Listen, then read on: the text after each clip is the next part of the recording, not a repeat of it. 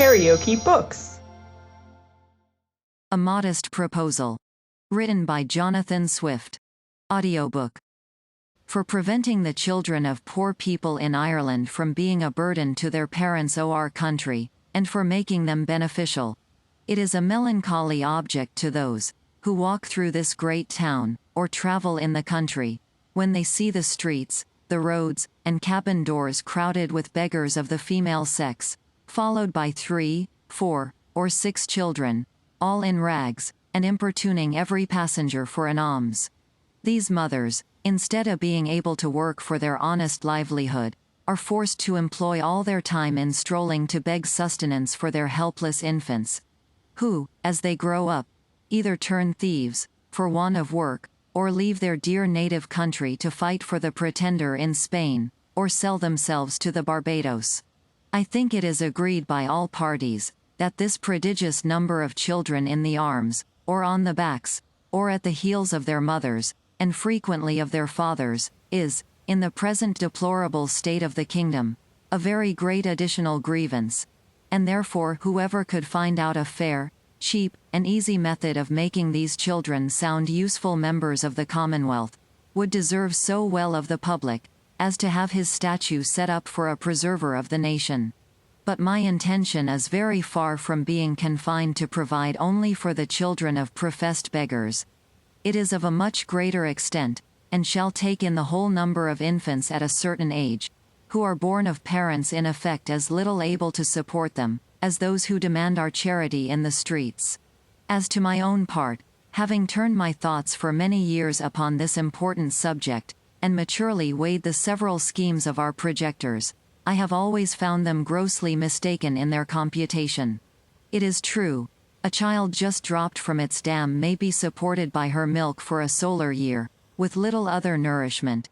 at most not above the value of 2 shillings, which the mother may certainly get, or the value in scraps, by her lawful occupation of begging, and it is exactly at 1 year old that I propose to provide for them in such a manner, as, instead of being a charge upon their parents, or the parish, or wanting food and raiment for the rest of their lives, they shall, on the contrary, contribute to the feeding, and partly to the clothing of many thousands. There is likewise another great advantage in my scheme, that it will prevent those voluntary abortions, and that horrid practice of women murdering their bastard children, alas,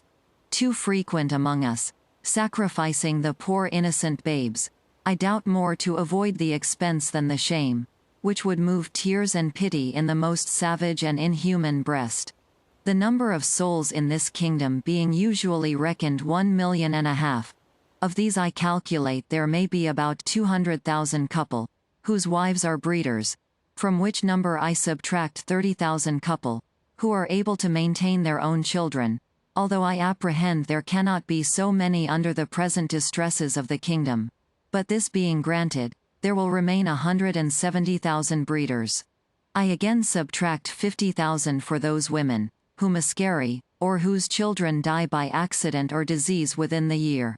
There only remain 120,000 children of poor parents annually born.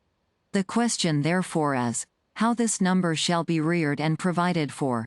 which, as I have already said, under the present situation of affairs is utterly impossible by all the methods hitherto proposed. For we can neither employ them in handicraft or agriculture. We neither build houses, I mean in the country, nor cultivate land. They can very seldom pick up a livelihood by stealing, till they arrive at 6 years old, except where they are of towardly parts, although I confess they learn the rudiments much earlier, during which time they can however be properly looked upon only as probationers, as I have been informed by a principal gentleman in the county of Cavan, who protested to me, that he never knew above 1 or 2 instances under the age of 6, even in a part of the kingdom so renowned for the quickest proficiency in that art. I am assured by our merchants, that a boy or a girl before 12 years old is no saleable commodity, and even when they come to this age they will not yield above £3, or £3.50 a crown at most, on the exchange, which cannot turn to account either to the parents or kingdom, the charge of nutriment and rags having been at least 4 times that value. I shall now therefore humbly propose my own thoughts, which I hope will not be liable to the least objection. I have been assured by a very knowing American of my acquaintance in London, that a young healthy child, well nursed, is at a year old a most delicious, nourishing, and wholesome food, whether stewed, roasted, baked, or boiled, and I make no doubt that it will equally serve in a fricassee, or a ragoût. I do therefore humbly offer it to public consideration, that of the 120,000 children already computed, 20,000 may be reserved for breed, whereof only 1/4 part to be males, which is more than we allow to sheep, black cattle, or swine. And my reason is, that these children are seldom the fruits of marriage, a circumstance not much regarded by our savages. Therefore 1 male will be sufficient to serve 4 females. That the remaining 100,000 may, at a year old, be offered in sale to the persons of quality and fortune through the kingdom, always advising the mother to let them suck plentifully in the last month, so as to render them plump and fat for a good table. A child will make 2 dishes at an entertainment for friends, and when the family dines alone, the fore or hind quarter will make a reasonable dish, and seasoned with a little pepper or salt, will be very good boiled on the 4th day, especially in winter. I have reckoned upon a medium, that a child just born will weigh 12 pounds, and in a solar year, if tolerably nursed, will increase to 28 pounds. I grant this food will be somewhat dear, and therefore very proper for landlords, who, as they have already devoured most of the parents, seem to have the best title to the children. Infants' flesh will be in season throughout the year, but more plentifully in March, and a little before and after. For we are told by a grave author, an eminent French physician, that fish being a prolific diet, there are more children born in Roman Catholic countries about 9 months after Lent, than at any other season. Therefore, reckoning a year after Lent, the markets will be more glutted than usual, because the number of popish infants is at least 3 to 1 in this kingdom, and therefore it will have one other collateral advantage by lessening the number of papists among us.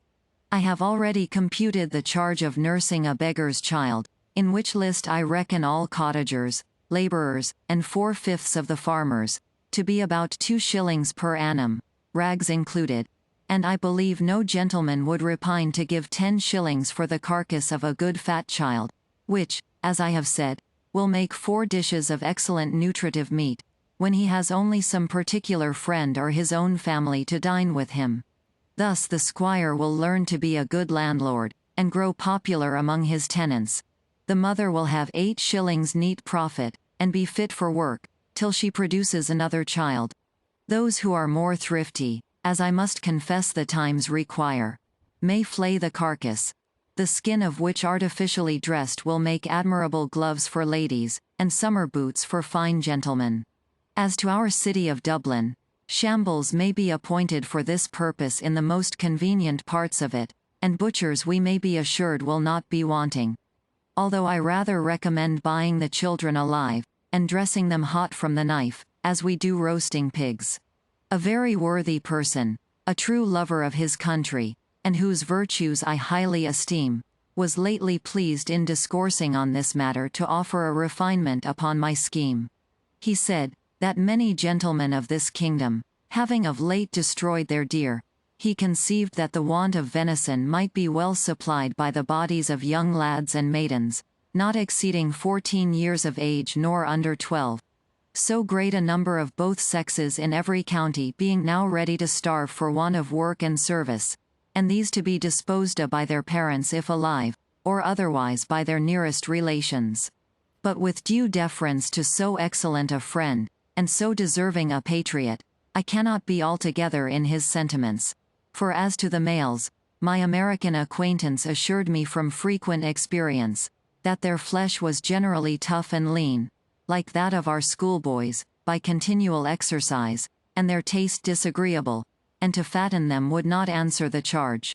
Then as to the females, it would, I think with humble submission, be a loss to the public, because they soon would become breeders themselves, and besides, it is not improbable that some scrupulous people might be apt to censure such a practice, although indeed very unjustly, as a little bordering upon cruelty, which, I confess, has always been with me the strongest objection against any project, how well soever intended.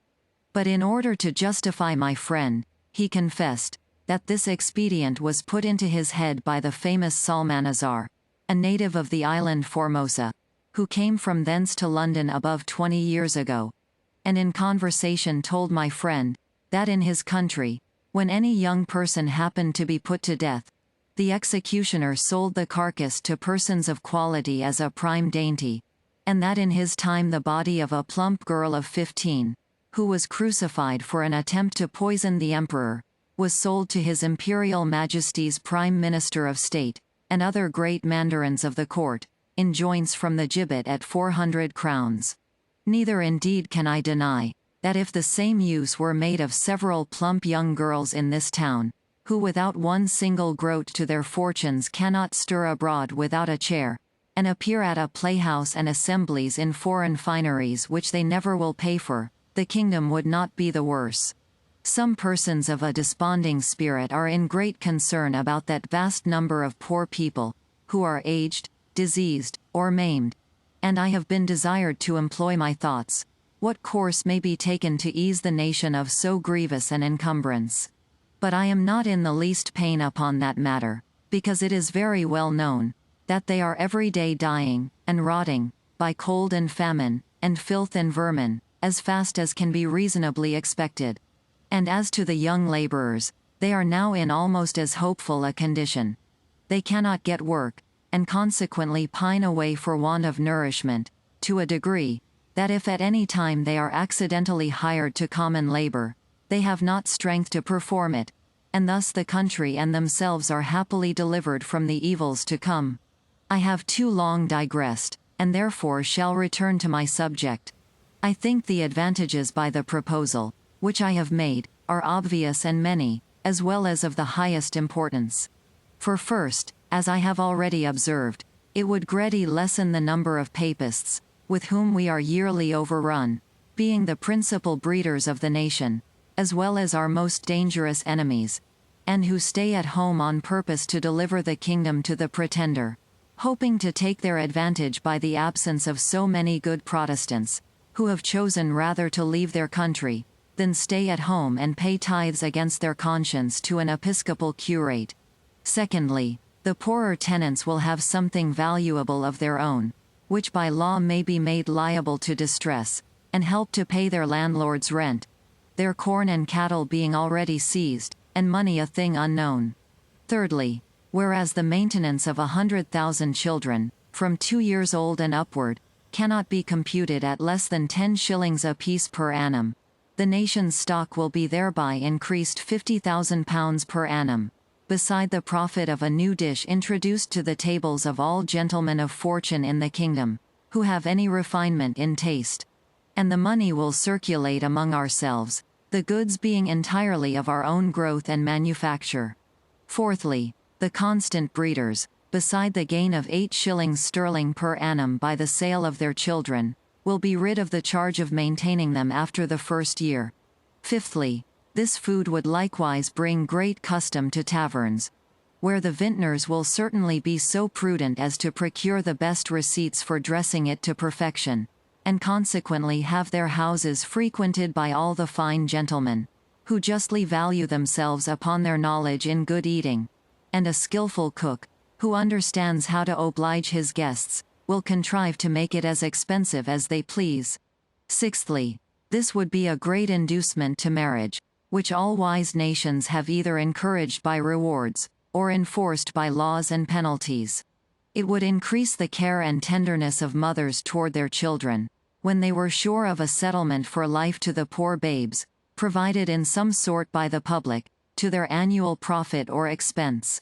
We should see an honest emulation among the married women, which of them could bring the fattest child to the market. Men would become as fond of their wives during the time of their pregnancy, as they are now of the mares in foal, their cows in calf, their sows when they are ready to farrow, nor offer to beat or kick them, as is too frequent a practice, for fear of a miscarriage. Many other advantages might be enumerated. For instance, the addition of some thousand carcasses in our exportation of barreled beef, the propagation of swine's flesh, an improvement in the art of making good bacon, so much wanted among us by the great destruction of pigs, too frequent at our table, which are no way comparable in taste or magnificence to a well-grown, fat, yearling child, which roasted whole will make a considerable figure at a Lord Mayor's feast, or any other public entertainment. But this, and many others, I omit, being studious of brevity. Supposing that 1,000 families in this city would be constant customers for infants' flesh, beside others who might have it at merry meetings, particularly at weddings and christenings, I compute that Dublin would take off annually about 20,000 carcasses, and the rest of the kingdom, where probably they will be sold somewhat cheaper, the remaining 80,000. I can think of no one objection that will possibly be raised against this proposal, unless it should be urged that the number of people will be thereby much lessened in the kingdom. This I freely own, and it was indeed one principal design in offering it to the world. I desire the reader will observe that I calculate my remedy for this one individual kingdom of Ireland, and for no other that ever was, is, or, I think, ever can be upon earth. Therefore let no man talk to me of other expedients, of taxing our absentees at 5 shillings a pound,